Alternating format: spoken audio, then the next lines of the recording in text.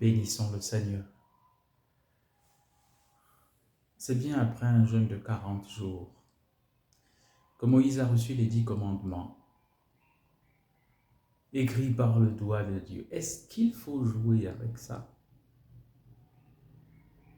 Exode 20, Deutéronome 5.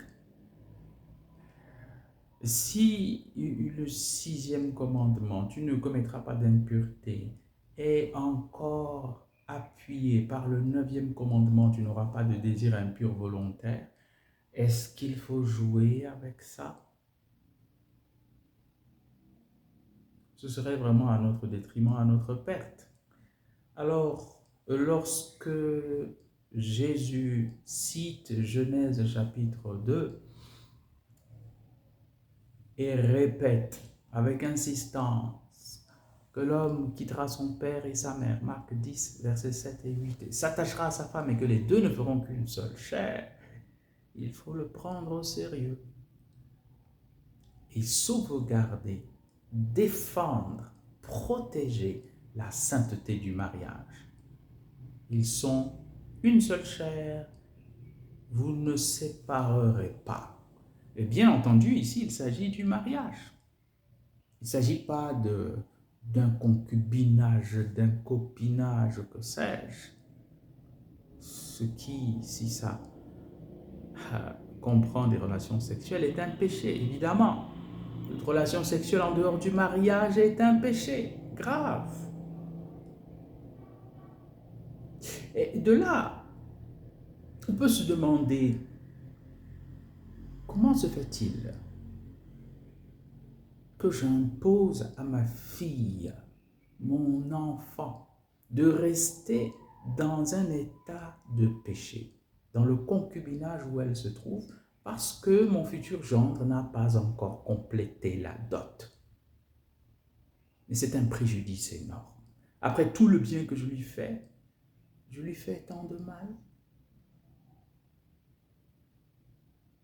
Comment comprendre que je puisse rester en couple, volontairement, en couple sans être marié, moi qui suis baptisé, sachant que je suis là en état de péché, séparé de la grâce de Dieu? Et que je ne vois pas comme une urgence, et c'est ça. C'est une urgence extrême de sortir des griffes du diable. Et soit de se séparer, soit de se marier. Comment se fait-il que j'ai cherché celui que je vais épouser, celle que je vais épouser, je l'ai enfin trouvé, gloire à Dieu, mais au lieu de se marier, nous faisons le plus grand mal. Je te sépare de Dieu et tu me sépares de Dieu, en posant des actes réservés aux époux alors que nous ne sommes pas mariés. Je serais moi aussi inconscient de ne pas vous le dire, de ne pas le crier.